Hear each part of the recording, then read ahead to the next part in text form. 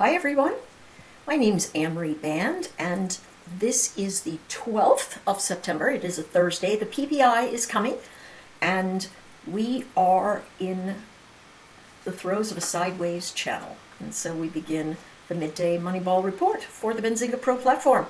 Where are we? Well, folks are giving up a little bit of this gigantic move. Looked to me like a combination of short covering and short time frame traders just really getting to the top of resistance.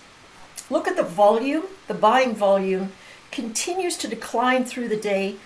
Big whack of selling volume into the end of the day. We are beginning with SPY. Here's my thought. Pullbacks are still buy zones, right? We are in somewhat of a trend, but this great big range gives us a little bit of a question mark in terms of what can we do?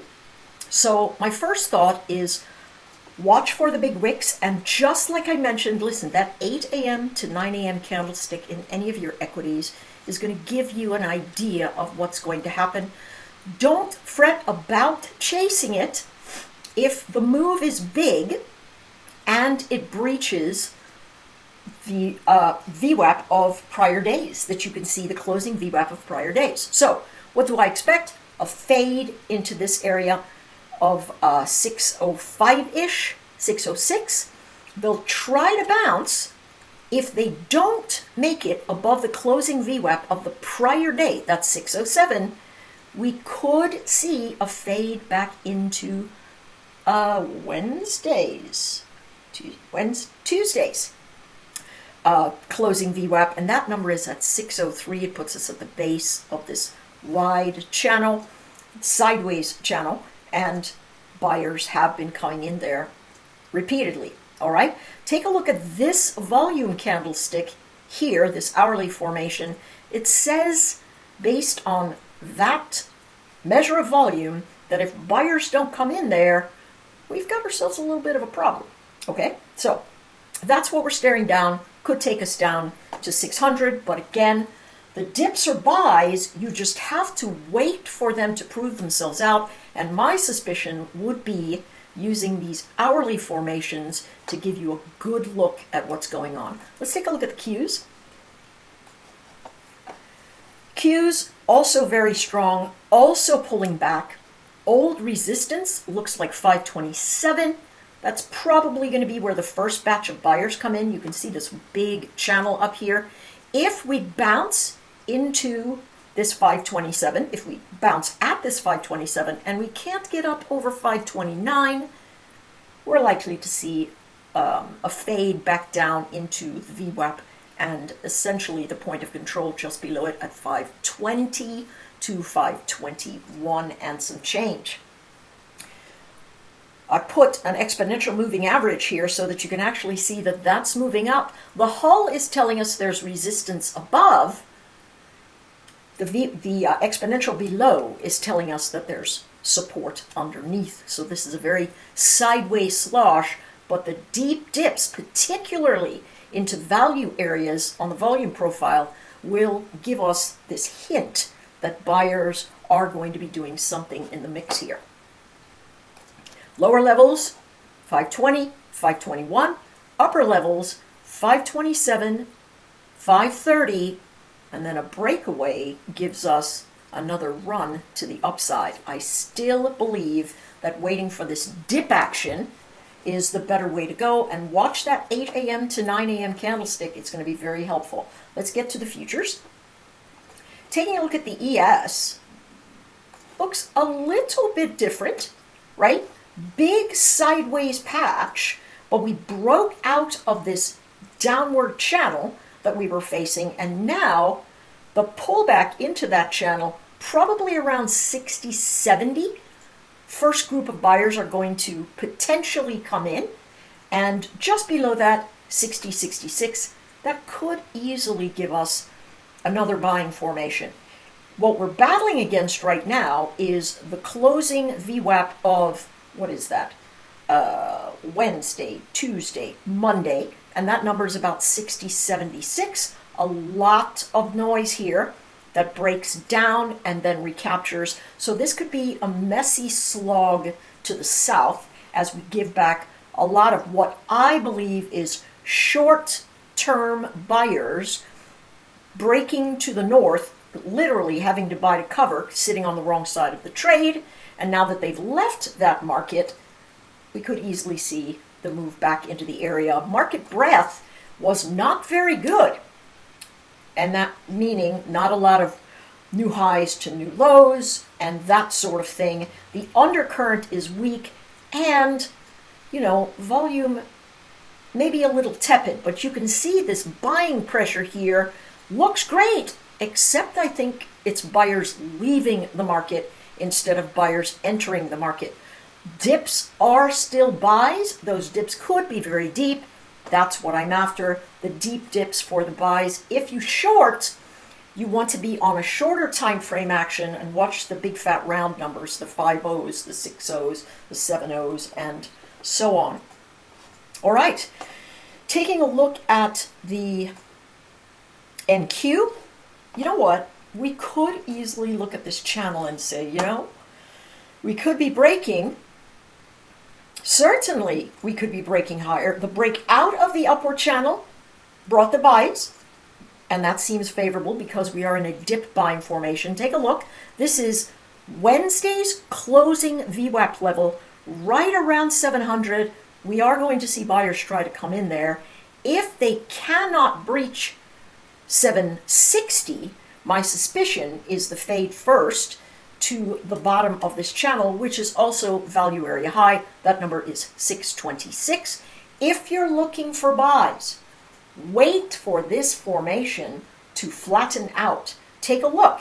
If we've got upward pressure and we're seeing price action, hold upward pressure, and then price breaks out above our moving average, we've got a move that is compounded by momentum. Here, we've got a fade, but momentum is very down, and we're under the hull, under the VWAP, and so the bounces are still very likely because the overall trend is up there. It's breaking those levels that are going to matter, and that's 683, and so on, and we'll see what goes on.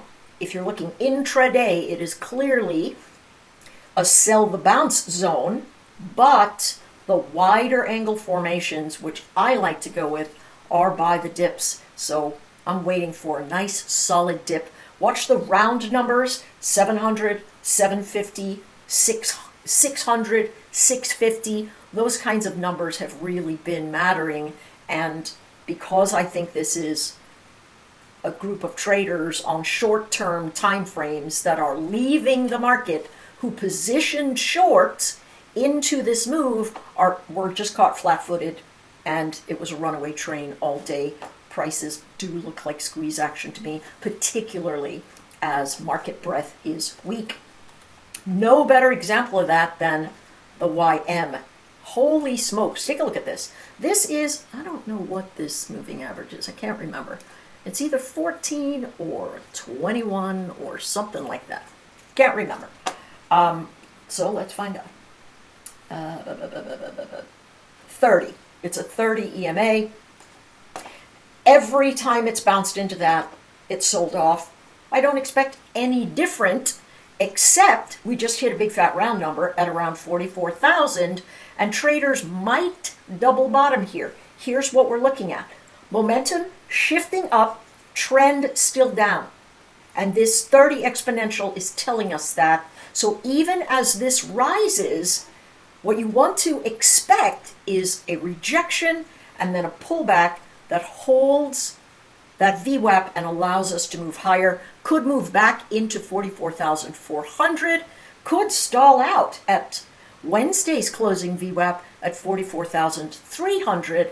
In this pressure event, literally old support, new resistance. You could try the short at 44,200. If it pulls back and holds a higher low, you know that it's got an updraft on it. But what we've been seeing is that the bounce pulls back and makes a lower high just about every time so far. Okay? Super important. I also think the dollar is really important today, but this round number, 44,000, is a key level to watch. I believe they're going to try and hold it, but clearly the YM looks completely different than everyone else. My suspicion is that the dollar is significantly having an effect as it continues to rise. As the dollar continues to rise, we're going to see a fair bit of weight on the YM. This is my suspicion anyway. All right. Let's take a look at oil. Oil is way up here in the breakout area. Here's the problem with taking a short. Listen, I believe this is a short. The problem is, look at how different this formation that gave us a magnificent short looks to this formation. Now you might go, they look kind of the same to me. The difference is where momentum begins to fade. And momentum begins to fade at the highs. Yes, we're doing it here, but we've got a lot of support. And so what I would like to see is a failure to hold higher and then a failed retest. Does that mean that 70.50 might be a good short? Yeah, it is. It could be a very nice short. The problem is you want to watch that risk, and you really want to make sure that momentum takes over, because this is a dip buying formation until we lose this exponential average down here at 70 and we turn around and rotate back down. So yes, it's setting up to be a short. Yes, you could try it. You just need to be staring it down because momentum says it's caught in a little bit of a slog. So you have to wait for the break of this slog at 70-ish and then watch for the failed retest. That's going to give you a better move overall. Okay, let's take a look at gold. Gold's in rollover, I believe. Is it?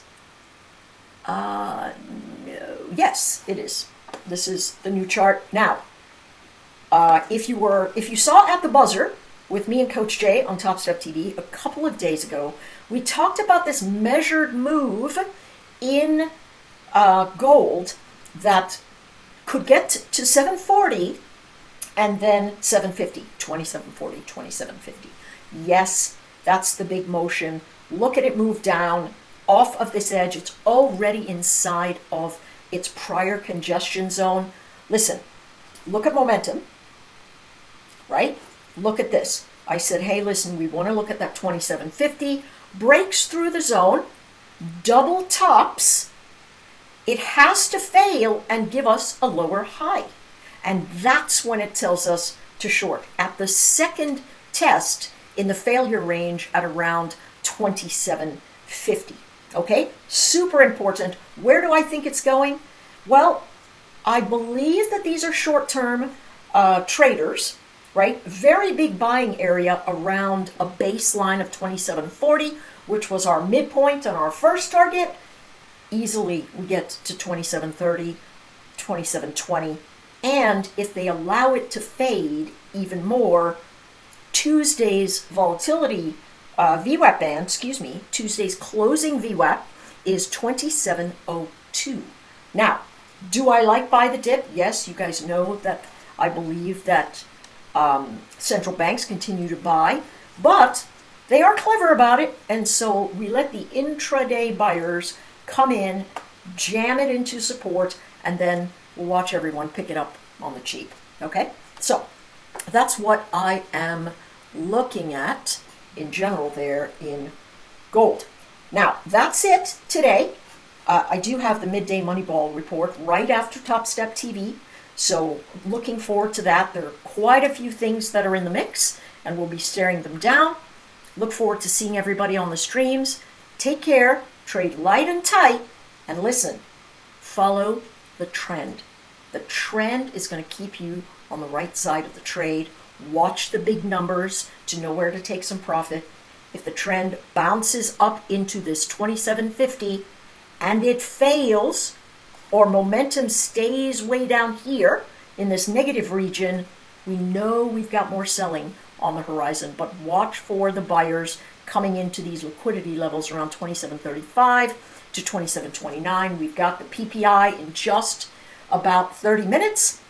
That's going to give us a lot of information. Light and tight.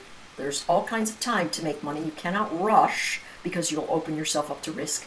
See you on the streams. Good luck.